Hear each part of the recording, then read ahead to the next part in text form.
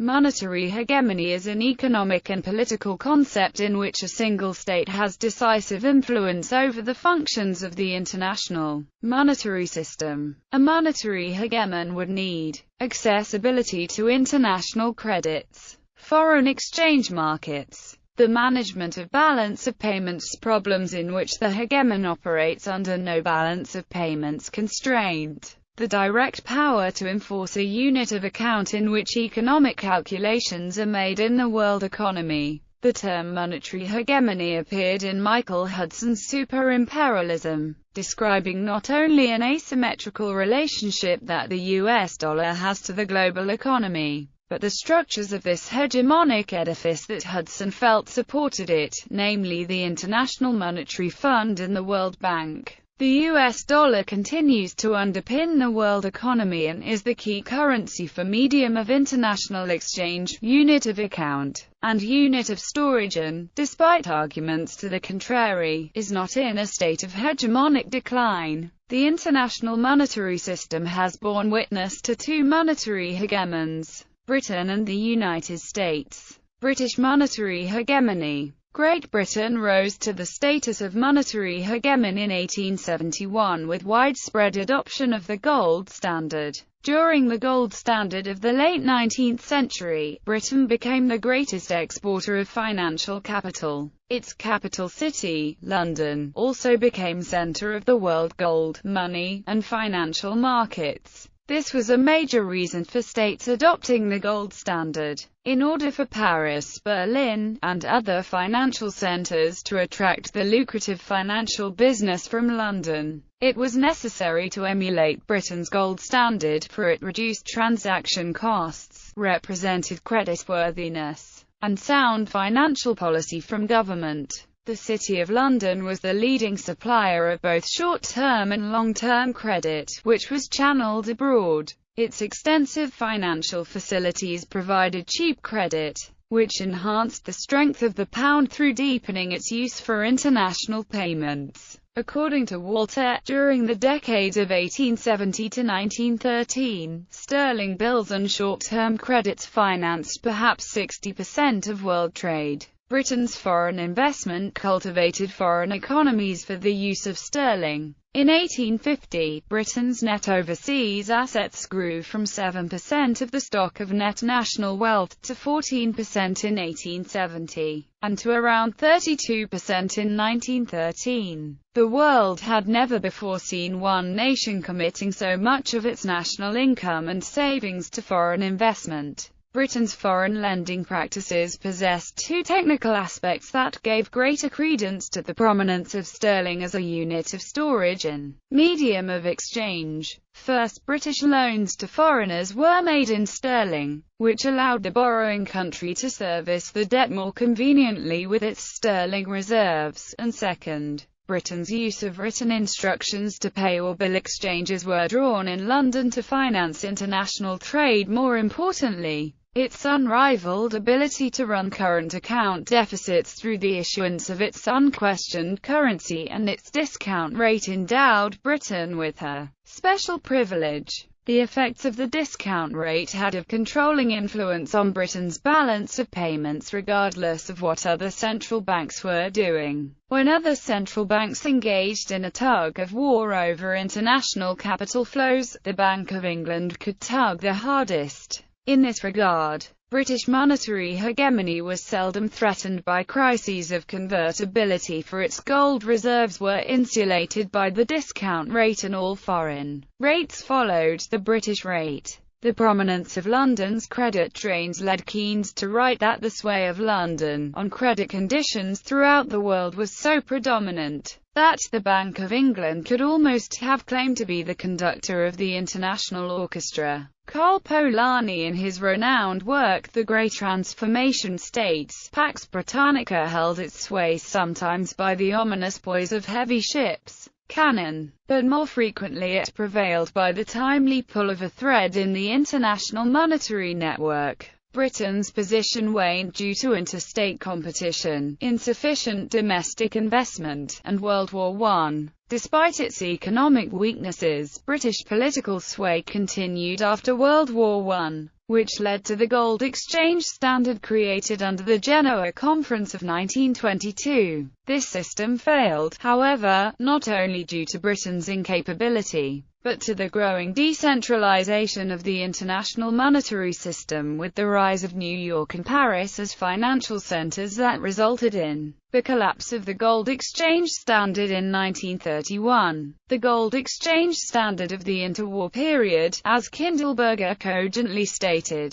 collapsed because Britain couldn't and America wouldn't. In fact, Kindleberger provides a slightly different variation of monetary hegemony that possesses 5 functions rather than 3 defined here. American monetary hegemony. The end of World War II witnessed the re-centralization of monetary power in the hands of a United States that had been left largely unscathed by the war. The United States had emerged from World War II with the ideals of economic interdependence, accountability, and altruism, expressed in the vision of universal multilateralism. In essence, the term multilateralism differs today, compared to what it meant after World War II. U.S. interests in a multilateral, liberal world economy would not be grounded entirely in idealistic internationalism. There was the cold, calculating necessity of generating a U.S. export surplus. This would obviate government spending, stimulate the domestic economy, substitute for domestic investment,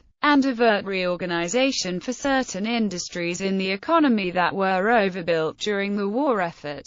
For these reasons, the idea of an export surplus took on a special importance for the U.S. The production of an export surplus was therefore intimately connected with establishing a world economy that was free of imperial systems, as well as bilateral payments and trading systems. The U.S. would therefore aim to open its predecessor's empire to American trade and to garner British compliance to create its post-war monetary system through financial leverage, namely the Anglo-American Financial Agreement of 1945. This new vision of universal multilateralism was, however, forestalled by the new economic realities of a war-torn Europe, symbolized by Britain's financial inability to maintain sterling convertibility. Combined with this new economic reality, was the political military threat of the Soviet Union. On December 29, 1945, only 2 days before the expiration of Bretton Woods, Soviet Foreign Minister Vyacheslav Molotov notified George Kennan that for the amount offered, the USSR would not subscribe to the articles.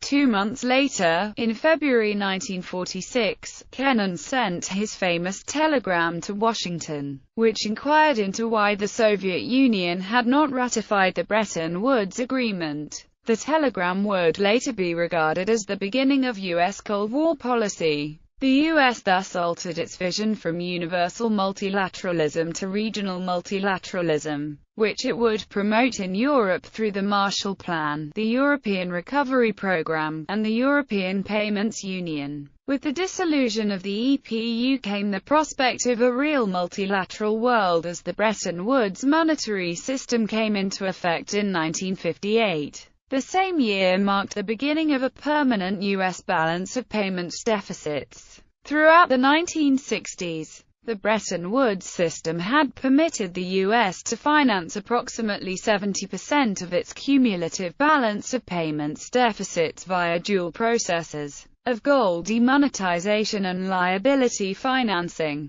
The liability financing enabled the U.S. to undertake heavy overseas military expenditures and foreign commitments, and to retain substantial flexibility in domestic economic policy. In 1970, the U.S. was at the center of international instability that was a consequence of its rapid monetary growth. The U.S., however, had learned the fate of its predecessor's key currency. Britain's experience as monetary hegemon demonstrated to the U.S. the problems faced by a reserve currency when foreign monetary authorities, individuals, and investors chose to convert their reserves In terms of monetary power defined by reserves, the U.S. share of reserves had fallen from 50% in 1950 to 11% in August 1971. Although the U.S. had become considerably weak in defending convertibility, its rule-making power was second to none. Rather than being constrained by the system it created, the U.S. moved to the conclusion that it was better to attack the system than to work within it. This decision was based on the recognition of the inseparability between foreign policy and monetary policy. The termination of the Bretton Woods system signified the subordination of monetary policy to foreign policy. The closing of the gold window was a fix that was assigned to free foreign policy from constraints imposed by weaknesses in the financial system. U.S. monetary hegemony persists as does the Bretton Woods system, as do Lee, Folkerts, Landau, Garber contend in their work in Essay on the Revised Bretton Woods System. The rules of the Bretton Woods system have stayed the same but the players have changed. The post-Bretton Woods system, or Bretton Woods II, has given rise to a new periphery for which the development strategy is export-led growth supported by undervalued exchange rates, capital controls and official capital outflows in the form of accumulation of reserve asset claims on the center country. In other words, Asia has replaced Europe vis-a-vis in financing U.S. balance of payments deficits.